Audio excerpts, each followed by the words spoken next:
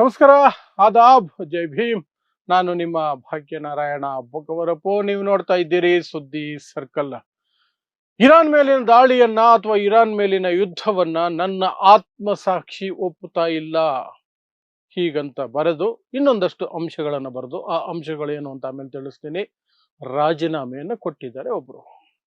ಅಂತಿಂಥ ವ್ಯಕ್ತಿ ಅಲ್ಲ.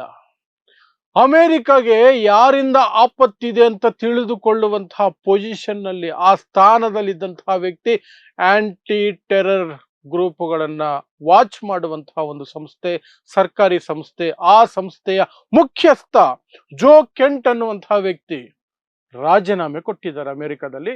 ಆ ರಾಜೀನಾಮೆಯಲ್ಲಿ ಏನೆಲ್ಲ ಅಂಶಗಳನ್ನು ಹೇಳಿದ್ದಾರೆ ಮತ್ತು ಅವರ ಆತ್ಮಸಾಕ್ಷಿ ಒಪ್ತಾ ಇಲ್ಲ ಅಂತ ಹೇಳಿರುವಂತಹ ಹಿನ್ನೆಲೆ ಏನು, ಅವರನ್ನ ಆಯ್ಕೆ ಮಾಡೋದಕ್ಕೆ ಟ್ರಂಪ್ ಪಟ್ಟಿದ್ದಂತಹ ಪಾಡು 6 ತಿಂಗಳ ಹಿಂದೆ ವಿರೋಧ ಪಕ್ಷಗಳು ಎಷ್ಟು ವಿರೋಧಿಸಿದ್ವು ಈ ವ್ಯಕ್ತಿ ಆ ಸ್ಥಾನಕ್ಕೆ ಬೇಡ ಅಂತ ಅಂದಾಗ, ಟ್ರಂಪ್ ಏನೆಲ್ಲ ಮಾರ್ಗಗಳನ್ನ ಬಳಸಿ ವಿರೋಧ ಪಕ್ಷಗಳನ್ನ ಪಕ್ಕಕ್ಕೆ ತಳ್ಳಿ ಈ ಜೋ ಕೆಂಟ್ ಅನ್ನುವಂತಹ ವ್ಯಕ್ತಿಯನ್ನ ಆ ಕೌಂಟರ್ ಟೆರರಿಸಂ ಸೆಂಟರ್ಗೆ ಮುಖ್ಯಸ್ಥರನ್ನಾಗಿ ನೇಮಕ ಮಾಡಿದ್ರು. ಅದೇ ವ್ಯಕ್ತಿ ಇವತ್ತು ಟ್ರಂಪ್ ಮಾಡ್ತಾ ಇರೋದು ಸರಿ ಇಲ್ಲ, ನನ್ನ ಆತ್ಮಸಾಕ್ಷಿ ಒಪ್ತಾ ಇಲ್ಲ ಅಂತ ಹೇಳಿ ರಾಜೀನಾಮೆ ಕೊಟ್ಟಿದ್ದಾರೆ ಇರಾನ್ ಯುದ್ಧ ವಿಚಾರದಲ್ಲಿ. ಸೊ ಏನಿದೆ ರಾಜೀನಾಮೆಯಲ್ಲಿ? ಈ ರಾಜೀನಾಮೆ ಏನನ್ನ ಸೂಚಿಸುತ್ತೆ ಇಡೀ ಜಗತ್ತಿಗೆ ಮತ್ತು ಅಮೆರಿಕ, ಅದರಲ್ಲೂ ವಿಶೇಷವಾಗಿ ಬಿಗ್ಗೆಸ್ಟ್ ಈಡಿಯಟ್ ಅಂತ ಕರೆಸ್ಕೊಳ್ಳೋದಕ್ಕೆ ಶುರು ಮಾಡಿರುವಂತಹ ಡೊನಾಲ್ಡ್ ಟ್ರಂಪ್ನ ಮನಸ್ಥಿತಿಯನ್ನ ಏನನ್ನ ತಿಳಿಸುತ್ತೆ, ವಿವರಿಸುವಂತಹ ಪ್ರಯತ್ನವನ್ನು ಮಾಡ್ತೀನಿ. ಸೊ ನಿಮಗೆಲ್ಲ ಗೊತ್ತೇ ಇದೆ, ಮತ್ತೆ ಮತ್ತೆ ಹೇಳ್ತಾನೆ ಇರ್ತೀನಿ ನೆನಪಿಸೋದಕ್ಕೆ. ಫೆಬ್ರವರಿ 28ನೇ ತಾರೀಕಿಗೆ ಮಾತುಕತೆಗಳ ನಡುವೆ ಅಮೆರಿಕ ಮತ್ತು ಇಸ್ರೇಲ್ ಮೋಸದಿಂದ ನಂಬಿಸಿ ಕತ್ತು ಕುಯ್ಯುವ ಹಾಗೆ ಇರಾನ್ ಮೇಲೆ ದಾಳಿ ನಡೆಸಿದವು.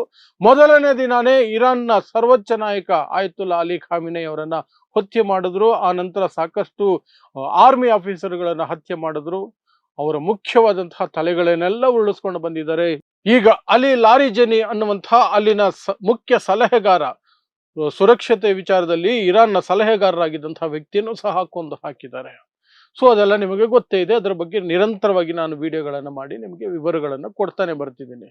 ಆ ಯುದ್ಧದ ವಿಚಾರದಲ್ಲಿ ಸಾಕಷ್ಟು ಜನ ಹೇಳ್ತಾ ಬಂದಿದ್ದಂತಹದ್ದು, ಈ ಯುದ್ಧಕ್ಕೂ ಅಮೆರಿಕಗೂ ಏನ್ ಸಂಬಂಧ ಅಂತ. ಯಾಕೆಂದ್ರೆ ಅದು ಇಸ್ರೇಲ್ ಮತ್ತು ಇರಾನ್ ನಡುವಿನ ಸಮಸ್ಯೆ ಆಗಿತ್ತು. ಇಸ್ರೇಲ್ ಮಾತು ಕೇಳಿ ಅಮೆರಿಕ ಯುದ್ಧಕ್ಕೆ ಎಂಟ್ರಿ ಕೊಟ್ಟು ಡೊನಾಲ್ಡ್ ಟ್ರಂಪ್ ಇವತ್ತು ಈಡಿಯಟ್ ಅಂತ ಕರೆಸ್ಕೊಳ್ಬೇಕಾಗ್ತಿದೆ. ಇಷ್ಟು ದೊಡ್ಡ ಈಡಿಯಟ್ ಅಮೆರಿಕ ಪ್ರೆಸಿಡೆಂಟ್ ಆಗಿರೋದು ಇದೇ ಮೊದಲು ಅಂತ ಅಮೆರಿಕನ್ರೇ ಹೇಳ್ತಾ ಇದ್ದಾರೆ. ನಮಗೂ ಇದಕ್ಕೂ ಸಂಬಂಧನೇ ಇಲ್ಲ, ಸುಮ್ಮನೆ ಹೋಗಿ ಸಿಲುಕಿಸಿದ್ದಾರೆ. ಈಗ ಹೊರಗಡೆ ಬರೋಂಗೂ ಇಲ್ಲ, ಯುದ್ಧದಲ್ಲಿ ಮುಂದುವರಿಯೋಂಗೂ ಇಲ್ಲ, ಆ ಪರಿಸ್ಥಿತಿ ಆಗಿದೆ ಅನ್ನೋದು ಟ್ರಂಪ್ ಬಗ್ಗೆ ಈಗಿರುವಂತಹ ಇದು. ಸೊ ಅದಕ್ಕೆ ಪುಷ್ಟಿ ನೀಡುವ ಹಾಗೆ ಒಬ್ಬ ಮುಖ್ಯವಾದಂತಹ ವ್ಯಕ್ತಿ, director of national counter terrorism centre, ಭಯೋತ್ಪಾದನಾ ವಿರೋಧಿ ಸಂಸ್ಥೆ ಏನಿತ್ತು, ಸರ್ಕಾರಿ ಸಂಸ್ಥೆ, ಅದರ ನಿರ್ದೇಶಕರಾಗಿದ್ದಂಥವರು ಅವರು ರಾಜೀನಾಮೆ ಕೊಟ್ಟಿದ್ದಾರೆ. ಅವರ ಹೆಸರು ಜೋ ಕೆಂಟ್ ಅಂತ. ಅವರು ರಾಜೀನಾಮೆ ಕೊಟ್ಟು ಮುಖ್ಯವಾಗಿ ಹೇಳಿರುವಂತಹದ್ದು ಏನು ಅಂದ್ರೆ, ನನ್ನ ಮನಸ್ಸಾಕ್ಷಿ ಒಪ್ತಾ ಇಲ್ಲ, ಈ ಯುದ್ಧವನ್ನ ನನ್ನ ಮನಸ್ಸಾಕ್ಷಿ ಒಪ್ತಾ ಇಲ್ಲ, ಈ ಯುದ್ಧ ಅಮೆರಿಕದ ಅಲ್ಲವೇ ಅಲ್ಲ, ನಾವು ಹೋಗಿ ಕೆಲಸ ಇಲ್ದಿರೋರ ತರ ಅಲ್ಲಿ ಹೋಗಿ ಅದರ ಭಾಗವಾಗಿದ್ದೀವಿ. ಆಮೇಲೆ ಅವರು ಹೇಳ್ತಾರೆ, ಯಾರು ಜೋ ಕೆಂಟ್ ಹೇಳುವಂಥದ್ದು ರಾಜೀನಾಮೆಯಲ್ಲಿ, ಇದು ಮುಖ್ಯವಾದ ಅಂಶ, ನೆನ್ಪಿಟ್ಕೊಳ್ಳಿ. ಯಾಕೆಂದ್ರೆ ಈ ವ್ಯಕ್ತಿ ಇದ್ದಂತಹ ಜಾಗ ಎಂಥದ್ದು, ಆತನ ಜವಾಬ್ದಾರಿ ಏನಂದ್ರೆ ತನ್ನ ದೇಶಕ್ಕೆ ಯಾರಿಂದ ಅಪಾಯ ಇದೆ ಅಂತ ಕಂಡುಕೊಳ್ಳೋದು. ಆ ವ್ಯಕ್ತಿ ಹೇಳ್ತಿದ್ದಾರೆ, ಇರಾನ್ನಿಂದ ನಮ್ಮ ದೇಶಕ್ಕೆ ಯಾವುದೇ ಅಪಾಯ ಇರಲಿಲ್ಲ.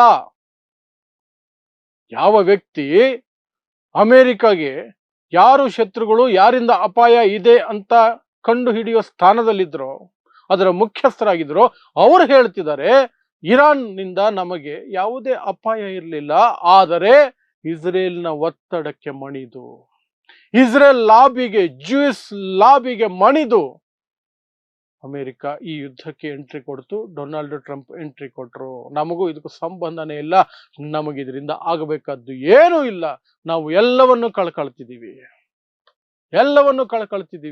ಇದು ನಮ್ಮ ಯುದ್ಧ ಅಲ್ಲವೇ ಅಲ್ಲ, ಇಸ್ರೇಲ್ನ ಯುದ್ಧವನ್ನ ನಮ್ಮ ಮೈ ಮೇಲೆ ಎಳ್ಕೊಂಡು ನಾವು ಅದನ್ನ ಬಲಿಪಶು ಆಗಿದ್ದೀವಿ ಅಂತ ಇವರು ಜೋ ಕೆಂಟ್ ಅನ್ನುವಂಥವರು ಆರೋಪ ಮಾಡಿದ್ದಾರೆ ತಮ್ಮ ರಾಜೀನಾಮೆಯಲ್ಲಿ.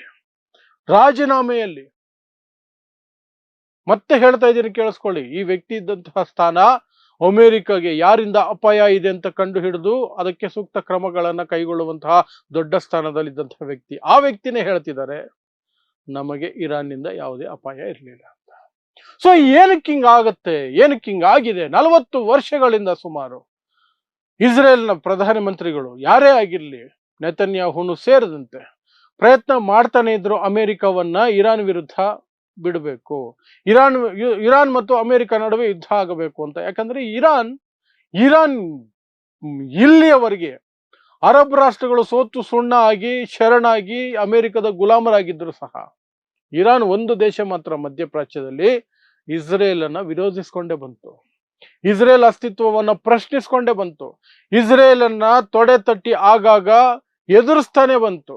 6 ತಿಂಗಳ ಹಿಂದೆನೂ ಸಹ 12 ದಿನಗಳ ಯುದ್ಧ ನಡೆದಿತ್ತು ಇಸ್ರೇಲ್ ಮತ್ತು ಇರಾನ್ ನಡುವೆ. ಸೊ ಯಾವತ್ತು ಇರಾನ್ ಹಿಂದೆ ಹೆಜ್ಜೆ ಇಟ್ಟಿದ್ದೇ ಇಲ್ಲ.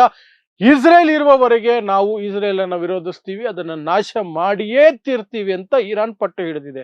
ಸೊ 40 ವರ್ಷಗಳಿಂದ ಸುಮಾರು ಎಲ್ಲ ಪ್ರಧಾನಮಂತ್ರಿಗಳು, ಇಸ್ರೇಲ್ನ ಪ್ರತಿಯೊಬ್ಬ ಪ್ರಧಾನಮಂತ್ರಿಯು ಸಹ ಅಮೆರಿಕವನ್ನ ಈ ಯುದ್ಧಕ್ಕೆ ಎಳೆದುಕೊಂಡು ಬರಬೇಕು ಅನ್ನೋ ಪ್ರಯತ್ನ ಮಾಡ್ತಿರ್ಬೇಕಾದ್ರೆ ಯಾರೂ ಮೂರ್ಖತನವನ್ನು ತೋರಿಸಿರ್ಲಿಲ್ಲ ಅಮೆರಿಕ ಅಧ್ಯಕ್ಷರುಗಳು. ಬುಷ್ ಸಹ, ಸೀನಿಯರ್ ಬುಷ್ ಆಗಿರ್ಬೋದು, ಜೂನಿಯರ್ ಬುಷ್ ಆಗಿರ್ಬೋದು, ಅವರು ಸದ್ದಾಂ ಹುಸೇನನ್ನೇ ಕೊಂದಂಥವ್ರು, ಲಿಬಿಯಾದಲ್ಲಿ ಅಂತಹ ಕೆಲಸ ಮಾಡಿದಂಥವ್ರು, ಗಡ್ಡಾಫಿಯನ್ನ ಕೊಂದಂಥವ್ರು, ಸುಮ್ನೆ ಅಫ್ಘಾನಿಸ್ತಾನದಲ್ಲಿ ಹೋಗಿ 20 ವರ್ಷಗಳು ಅಲ್ಲಿ ಏನೇನೋ ಮಾಡಿದವರು, ಅವರೇ ಇರಾನ್ ಮೇಲೆ ದಾಳಿ ಮಾಡಿರ್ಲಿಲ್ಲ, ಇರಾನ್ ಯುದ್ಧಕ್ಕೆ ಹೋಗಿರ್ಲಿಲ್ಲ.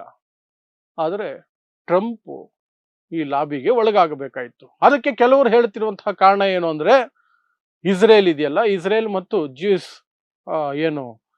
ಬಂಡವಾಳಶಾಹಿಗಳಿದ್ದಾರೆ, ಅವರು $100 ಮಿಲಿಯನ್ ಟ್ರಂಪ್ ಎಲೆಕ್ಷನ್ ಟೈಮ್ ಅಲ್ಲಿ ದೇಣಿಗೆಯಾಗಿ ಕೊಟ್ಟಿದ್ದಾರೆ ರಿಪಬ್ಲಿಕನ್ ಪಾರ್ಟಿಯಿಂದ ಬರೋದು ಟ್ರಂಪ್ ಪಾರ್ಟಿಗೆ, ಟ್ರಂಪ್ನ ಮೆಂಬರ್ಗಳಿಗೆ $100 ಮಿಲಿಯನ್ ಕೊಟ್ಟಿದ್ದಾರೆ. ಅವ್ರು ಇವತ್ತು ಇಸ್ರೇಲ್ ಮಾತು ಕೇಳಲೇಬೇಕು, ನೆತನ್ಯಾಹು ಮಾತು ಕೇಳಲೇಬೇಕು. ಇದಕ್ಕೆ ಕಟ್ಟು ಬಿದ್ದೇ ಅಮೆರಿಕ ಇದಕ್ಕೆ ಹೋಗ್ತಿದ್ದಾರೆ ಅನ್ನುವಂಥದ್ದು ಒಂದಾದರೆ, ಇನ್ನೊಂದು ಡೊನಾಲ್ಡ್ ಟ್ರಂಪ್ಗೆ ಅಲ್ಪಮತಿ ಅಮೆರಿಕನ್ರೇ ಕರೀತಿದ್ದಾರೆ most idiotic president we ever had ಅಂತ. ಈಡಿಯಟ್, ಮುಟ್ಟಾಳ, ಇಂತಹ ಮುಟ್ಟಾಳ ನಮಗೆ ದೇಶದ ರಾಷ್ಟ್ರಪತಿಯಾಗಿ ಇಲ್ಲಿವರೆಗೆ ಸಿಕ್ಕಿರ್ಲಿಲ್ಲ. ಈಗ ಸಿಕ್ಕಿದ್ದಾರೆ. 40 ವರ್ಷಗಳಿಂದ ಇಸ್ರೇಲ್ ಪ್ರಯತ್ನ ಪಡ್ತಿದ್ದು ಸಫಲ ಆಗಿರ್ಲಿಲ್ಲ, ಈಗ ಇಸ್ರೇಲ್ ಸಫಲ ಆಗಿದೆ. ಇದು ಇಸ್ರೇಲ್ನ ಯುದ್ಧ, ನಮಗೂ ಅದಕ್ಕೂ ಸಂಬಂಧ ಇಲ್ಲ ಅಂತ. ಆ ಹಿನ್ನೆಲೆಯಲ್ಲಿ ನೋಡಿದಾಗ ಈ ರಾಜೀನಾಮೆ ಅದನ್ನ ಖಾತ್ರಿಪಡಿಸುತ್ತೆ. ಈ ಜೋ ಕೆಂಟ್ ಅನ್ನುವಂಥವ್ರು ಕೊಟ್ಟಿರುವ ರಾಜೀನಾಮೆ ಇದೆಯಲ್ಲ, ಅದು ಖಾತ್ರಿಪಡಿಸುತ್ತೆ ಇದಕ್ಕೂ ಇಸ್ರೇಲಿನ ಒತ್ತಡವೇ ಕಾರಣ. ಇಸ್ರೇಲ್ ಒತ್ತಡಕ್ಕೇನೆ ಅಮೆರಿಕ ಇವತ್ತು ಯುದ್ಧಕ್ಕೆ ಹೋಗಿ ಸಿಲುಕೊಂಡಿದೆ. ಈಗ ಯುದ್ಧದಿಂದ ವಾಪಸ್ ಬರೋಕ್ಕೂ ಆಗಲ್ಲ, ಸೋತಂಗಾಗ್ಬಿಡುತ್ತೆ, ಶರಣಾದಂಗಾಗ್ಬಿಡುತ್ತೆ. ಆದ್ರೆ ಮುಂದುವರ್ಸೋಣ ಅಂದ್ರೆ ಇರಾನ್ ಬಗ್ಗೋ ಸೂಚನೆಗಳನ್ನೇ ಕೊಡ್ತಾ ಇಲ್ಲ. ತಗ್ಗಿ ನಡೆದಿದ್ರೆ ಇಷ್ಟೊತ್ತಿಗಾಗ್ಲೇ ಮುಗಿಸ್ಬಿಟ್ಟಿರೋರು ಇರಾನ್ನ. ಅಟ್ಲೀಸ್ಟ್ ಅಲ್ಲಿ ಗೌರ್ಮೆಂಟ್ ಚೇಂಜ್ ಮಾಡಿ ತೊಡೆ ತಟ್ಕೊಂಡು ನಾವು ಗೆದ್ದು ಬಿಟ್ಟಿದ್ದೀವಿ ಅಂತ ಹೇಳಿರೋರು. ಬಟ್ ಏನೂ ಆಗಿಲ್ಲ. ಅಮೆರಿಕ ಅನ್ಕೊಂಡಿದ್ದು ಏನೂ ಆಗ್ಲಿಲ್ಲ. ರಿಜಿಮ್ ಚೇಂಜ್ ಅಂದ್ರು, ಒಬ್ಬ ಕಾಮಿನೇ ಹೋದ್ರೆ ಇನ್ನೊಬ್ಬ ಕಾಮಿನೇ ಬಂದಾಗಿದೆ. ಅಲ್ಲಿ ಕಂಪ್ಲೀಟ್ ಆಗಿ ಆಯಿಲ್ ಅನ್ನ ನಮ್ಮ ಕಂಟ್ರೋಲ್ಗೆ ತಗೊಳ್ತೀವಿ ಅಂದ್ರು. ಒಂದು ಹನಿ ಅಲ್ಲಿಂದ ಇದರಿಂದ ಹೊರ್ಮುಜ್ ಸ್ಟ್ರೈಟ್ ಇಂದ ಹೋಗ್ಬೇಕಾದ್ರೂ ಸಹ ಇರಾನ್ನ ಪರ್ಮಿಷನ್ ಬೇಕಾಗ್ತಿದೆ. ಇರಾನ್ ಯಾರನ್ನು ಬಿಡ್ತಾ ಇಲ್ಲ. ಅದು ಯಾರನ್ನ ಬಿಡಬೇಕು ಅನ್ಕೊಳ್ತಾ ಅವ್ರನ್ನ ಮಾತ್ರ ಬಿಡ್ತಾ ಇದೆ. ಅದನ್ನು ಮಾಡಕ್ಕೆ ಏನೂ ಆಗ್ತಿಲ್ಲ. ಅಂತಾರಾಷ್ಟ್ರೀಯ ಮಟ್ಟದಲ್ಲಿ ಇರಾನ್ ವಿರುದ್ಧ ಎಲ್ಲ ದೇಶಗಳನ್ನ ಎತ್ಕಟ್ಟಬೇಕು ಅಂತ ಅಮೆರಿಕ ಅನ್ಕೊಳ್ತು. ಒಂದೇ ಒಂದು ದೇಶವೂ ಸಹ ಅಮೆರಿಕ ಜೊತೆ ನಿಂತ್ಕೊಳ್ಳೋಕೆ ಇವತ್ತು ರೆಡಿ ಇಲ್ಲ. ಎಲ್ಲ ಓಪನ್ ರಿವೋಲ್ಟ್ ಮಾಡ್ತಿದ್ದಾರೆ, ಓಪನ್ ಆಗಿ ವಿರೋಧಿಸ್ತಿದ್ದಾರೆ ಟ್ರಂಪ್ನ, ಅಥವಾ ಸೈಲೆಂಟ್ ಆಗಿದ್ದಾರೆ.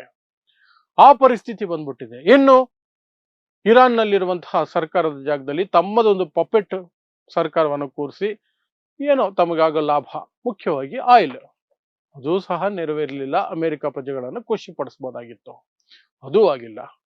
ಹಾಳಾಗೋಗ್ಲಿ, ಖಾಮಿನೆಯನ್ನ ಕೊಂದುಬಿಟ್ಟಿದೀವಿ, ಅಟ್ಲೀಸ್ಟ್ ಇರಾನ್ ಶರಣಾಗ್ಬಿಟ್ರೆ ಅಲ್ಲಿಗೆ ಮುಗಿಸ್ಕೊಂಡು ಸೈಲೆಂಟ್ ಆಗ್ಬಿಡೋಣ ಅಂದ್ರೆ ಅದು ಆಗ್ತಿಲ್ಲ.